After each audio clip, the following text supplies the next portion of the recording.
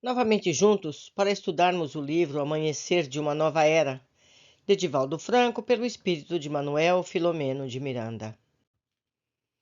Aprofundando os conhecimentos.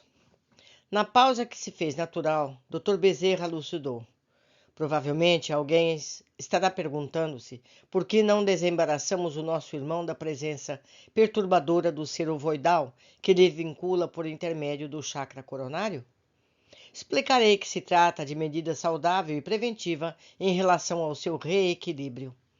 Quando alguém sofre indução malévola de espíritos desse teor, a sua organização psicofísica permanece intoxicada pelos fluidos venenosos aspirados, adaptando-se às circunstâncias doentias.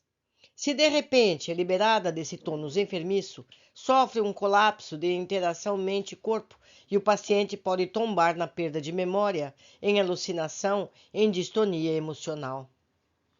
Desse modo, o processo de recuperação deve ser realizado com certa morosidade, facultando ao corpo adaptar-se à nova ingestão de energias, ora saudáveis, que eliminarão as sequelas deixadas pelos tóxicos destruidores.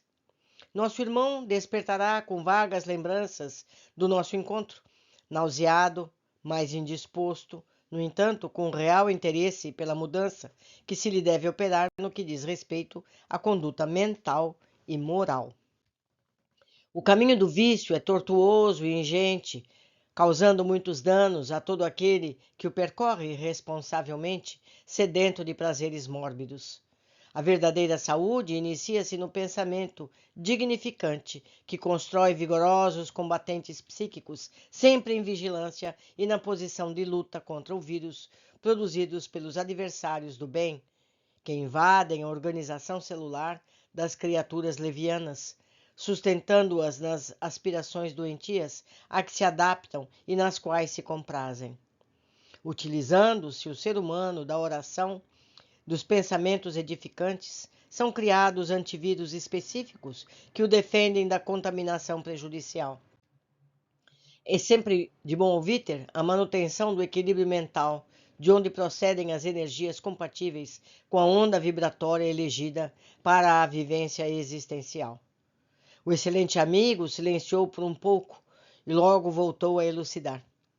Estamos a serviço de Jesus, e é natural que todos aqueles que se transformam em adversários por essa ou por aquela razão tenham-nos na condição de inimigos, porque lhes constituímos impedimento aos planos de expansão e de vitória nos seus empreendimentos infelizes. Nosso irmão Anacleto vem sendo vítima da própria incúria por não ter resistido aos impulsos submetidos à sua fé espiritual, mas não superados. Com a viuvez e a solidão, para as quais não estava preparado, abriu espaço para os devaneios mentais, primeiro passo para a adoração de tormentos de toda ordem, sendo assediado por sectários do Rabino Eliakim ben Sadoc, que bem nos recordamos. Ele próprio, desde que foi desmascarado em encontro passado com os mensageiros do Senhor, prometeu lutar contra os cristãos novos, conforme já vinham fazendo, porém, agora, investindo novas forças de modo a impedir, na sua presunção, a conquista dos corações pela doutrina kardeciana. Assim, procurou várias instituições dedicadas à prática e à vivência do Espiritismo, elegendo esta em razão do seu elevado programa cristão e da sua vinculação com o pobrezinho de Assis, ou seja, São Francisco, para prosseguir na luta feroz, estigmatizando-a, levando-a à eclosão de escândalos prejudiciais ao pensamento doutrinário. Percebido o seu plano maldito pelo nosso irmão e pelos trabalhadores espirituais que dirigem a sociedade, os mesmos recorreram a São Francisco, conforme já o sabemos, e as providências do amor estão sendo aplicadas. Logo, aquele irmão infeliz tome conhecimento do que está ocorrendo neste momento e se levantará com as suas hostes malévolas para investir contra, massivamente, todos que aqui mourejam, e especialmente aquele que lhe concedeu abertura emocional. Necessitamos, portanto, de vigilância e humildade, entregando-nos a Jesus, o sublime administrador da seara, para que ele nos conduza com sabedoria e os enfrentamentos que nos aguardam transcorram em clima de caridade, jamais nos afastando das diretrizes do bem e da compaixão. O venerando apóstolo tinha lágrimas e não chegavam a vencer a comporta dos olhos. A voz era suave e doce, mas profunda e de alta significação durante a elucidação. Logo depois esclareceu. Certamente os médiuns, os diretores e demais membros da instituição, nos próximos dias, estarão sendo assediados pelos sicários a serviço do chefe Nobel. Ciladas serão arquitetadas, agressões farão parte do programa de vigilância, enfrentamentos familiares e na área do trabalho, num cerco vigoroso, a fim de que alguns desertem ou entreguem-se à rebeldia. As interrogações injustificadas, como por que, estando no bem, o mal me persegue? Onde estão as defesas espirituais em meu benefício? Por longo tempo, todos têm recebido a instrumentação e o conhecimento do que agora fora da cortina da carne, sobre o intercâmbio entre as duas faixas vibratórias em que residem os encarnados e os desencarnados, com finalidades de aplicação no momento oportuno. Chega, entretanto, nesse momento significativo das nossas existências. Nenhuma razão, pois, para dúvidas e conflitos internos que abrem brechas na armadura moral, facultando a insinuação inditosa dos inimigos de Jesus. Nesses dias de grande transição planetária, ocorrem e sucederão muitos fenômenos aterradores que são os frutos apodrecidos da conduta social das criaturas terrestres, cada vez mais desregradas, chamando a atenção para a mudança que se dará, propiciando harmonia e legítima alegria de viver. Ninguém se excuse a cooperação em favor do mundo melhor, porque as leis cumprem-se com ou sem anuência dos seres humanos e até mesmo apesar de sua negada cooperação. A barca terrestre segue o seu curso no oceano sideral, sofrendo algumas injunções tempestuosas, mas Jesus está no leme, não nos esqueçamos. A seguir, em razão das vibrações harmônicas dominantes no ambiente, foram atendidas mais algumas entidades sofredoras, que receberam esclarecimentos em torno do seu estado e a conveniente terapêutica para o restabelecimento. Às 3 da manhã, foram encerrados os labores e os participantes encarnados retornaram aos seus lares, amparados pelos devotados trabalhadores da causa. No dia seguinte, fomos visitar Anacleto e acompanhamos o seu despertar, assinalado por singular indisposição emocional, ao lado de recordações fragmentadas do que houvera acontecido durante as operações socorristas que lhe foram aplicadas. Consegui entender que experienciara um fenômeno de desdobramento lúcido, no qual fora beneficiado pelos mentores da Sociedade Espírita, cujos compromissos para com ela voltaram-lhe à memória. Pôde fazer um balanço retrospectivo e dar-se conta do comportamento relapso que vinha mantendo, arrependendo-se sinceramente. Nesse clima mental, ocorreu-lhe orar com sinceridade, suplicando a continuação da ajuda dos céus, no que for atendido imediatamente pelo nosso diretor espiritual, que passou a inspirá-lo mais fortemente, diminuindo a insidiosa interferência fluídica do ser ovoidal que se encontrava imantado no centro coronário, responsável pelo entorpecimento moral que o dominava.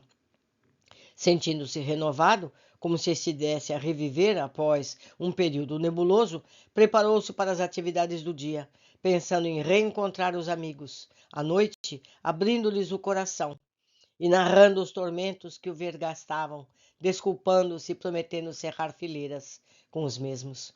Chegou a sorrir ante a expectativa do retorno, consciente dos deveres espirituais, como ocorrera no passado. Retornando ao centro de atividades, pudemos observar que, em volta da instituição, como sucedera em outras ocasiões de lutas entre as forças do Cristo e os perversos adversários da luz, verdadeira tropa de assalto armava o cerco, numa tentativa de isolá-la das demais construções, impedindo auxílios que viessem de fora. Ingenuidade da ignorância, que permanece na presunção de conhecer o que não sabe, tomando providências compatíveis com as estratégias terrestres. dava-nos ideia de que se preparava uma futura batalha tradicional, em que as forças de invasão cercavam a fortaleza, inexpugnável e desafiadora, julgando-a fácil de ser conquistada. Alguns espíritos, adotando a roupagem rabínica, portadores de caratonha terrível, controlavam os seres vitimados pela zootropia, com aspectos de lobos e cães acorrentados, demonstrando a ferocidade contida pelos seus condutores. Tubas antigas, de quando em quando, emitiam sons estranhos. Vozes poderosas ampliadas, com auxílio de aparelhos especiais, repetiam ordens em hebraico e exteriorizavam citações bélicas, como no passado, por ocasião das lutas contra os adversários de Israel. O ambiente em volta tornou-se pestilento, em decorrência das vibrações inferiores da tropa. As agaias, de quando em quando, cortavam o ar, atiradas contra a sociedade e aqueles que vinham em busca de socorro. Alguns pacientes mais sensíveis demonstravam um súbito mal-estar ou estranha sensação dolorosa no corpo ao serem atingidos, logo recuperando-se ao adentrar-se no salão de conferências e de passes coletivos do núcleo de beneficência. Com expressão denotando responsabilidade e gravidade, nosso mentor amigo atravessou conosco sem sermos notados as barreiras que se levantavam em construção fluídica, perniciosa, e convocou o diretor Hermano a uma reunião. Acompanhando-o sempre, percebemos o significado daquele momento e, com o pensamento fixado em Jesus, na sua paixão, por todos nós, reunimos-nos na sala mediúnica com o responsável espiritual pela instituição e alguns dos encarregados das tarefas múltiplas que ali se realizavam. Após silencioso instante de recolhimento, Dr. Bezerra considerou. Conforme esperado, nosso irmão Rabino tomou as providências que lhe pareceram próprias para o enfrentamento. Acreditando na própria pequenez, comanda as tropas com a qual pretende invadir o reduto da fé, causando prejuízos num ataque insano contra as pessoas e as entidades que aqui nos encontramos.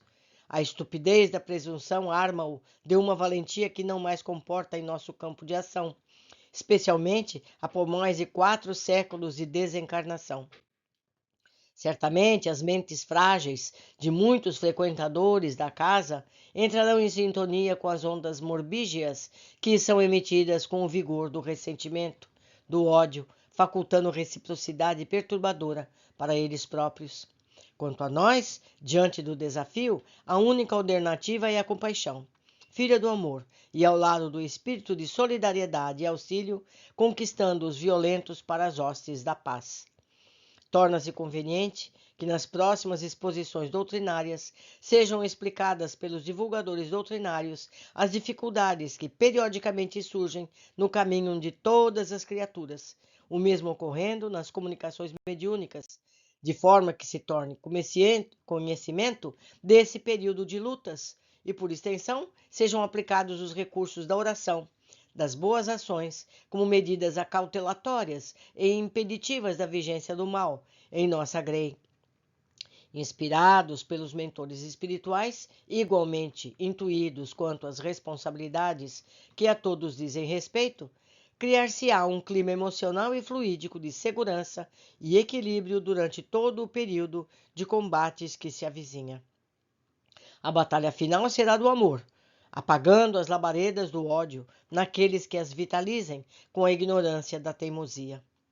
Que o Senhor de bênçãos nos abençoe e nos guarde nos seus desígnios de paz.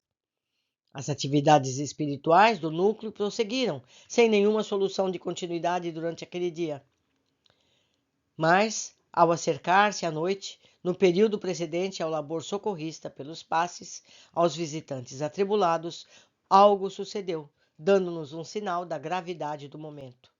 A sala encontrava-se repleta e o expositor preparava-se para iniciar o estudo de o Evangelho, quando se ouviram gritos e altercações no portão de entrada. Tratava-se de um indigitado conhecido no bairro, portador de distúrbios mentais profundos, que pela primeira vez, telementalizado por um dos chefes sitiantes, aproximou-se incorporado, desejando entrar na instituição. Porque houvesse pessoas encarregadas da vigilância, gentilmente tentaram dissuadi-lo, levá-lo a outra área, mas o paciente, que tinha por objetivo perturbar a reunião, provocar uma arruaça, partiu para a violência corporal e para os impropérios, reclamando onde estava a caridade e o amor, tantas vezes ali apregoados. Inutilmente, 4 trabalhadores masculinos que tentavam impedi-lo de avançar e direcioná-lo para a pequena sala ao lado, quase travando uma luta física, sofriam da imensa malta espiritual, zombeteira, apupos e infâmias, gritados de maneira extravagante, estimulando os que dominavam o enfermo a prosseguir, desafiando-os ao combate físico, assustando os presentes e provocando pânico. O guia hermano veio atender o problema à porta de entrada e, orando sinceramente, acercou-se do doente mental, tocou-lhe a fronte, descarregando nele energia especial, que desvinculou os 2 assaltantes ferozes que se afastavam após experimentarem um tipo de choque vibratório forte. O pobre homem, que havia perdido muita energia sob a injunção penosa dos obsessores, enfraqueceu e quase desmaiou, sendo amparado pelos auxiliares encarnados, que por fim o conduziram carregados à sala contígua, onde recebeu carinhosa assistência. Alguns visitantes, desconhecendo o que se passava, tentaram levantar e participar do incidente desagradável, no que foram obstados pelo expositor, que elucidou estar tudo sob controle, referindo-se ao doente mental com ternura e misericórdia. A reunião teve início com oração comovedora, inspirada pelo mentor da casa, logo se passando a leitura do texto "Fora da caridade não há salvação", de O Evangelho, gerando-se uma psicosfera de grande paz e de reconforto espiritual. Com imensa alegria, pudemos ver Martina entre os presentes, portando o livro de consolo e de esperança na mão, visivelmente modificada, sem o exagero de pintura, com os cabelos amarrados discretamente para trás. Os olhos brilhavam enquanto escutava as palavras iluminadas do orador emocionado. Ao terminar a locução, os médiuns de cura tomaram os seus lugares e, enquanto eram propostas vibrações pelos ausentes, enfermos, desencarnados, aflitos e necessitados, os passes de libertação de fluidos maléficos e portadores de benefícios foram aplicados em clima de legítima solidariedade. Assim procediam os cristãos primitivos nas catacumbas, nos recintos humildes em que se reuniam, evocando a proteção de Jesus. Mais tarde, os grupos de estudos estariam reunidos e certamente novas tentativas de agressão eram previstas, porquanto a violência renitente e a loucura sem dimensão da realidade. Aguardamos a noite, que tomava conta do dia, jubilosos ante a vitória do primeiro round da terrível refrega, da terrível luta. Concluímos mais um capítulo muito interessante, que nos mostra a perseguição constante ao Mestre Jesus, que finalmente vencerá para o bem de todos nós. Por hoje ficamos por aqui e aguardo todos na sequência de nossos estudos. Abraços!